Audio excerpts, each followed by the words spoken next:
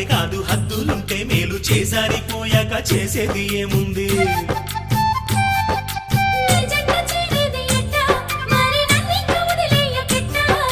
నన్నిట్ట వేధించకే ఓ భామ నీ మనసు మార్చే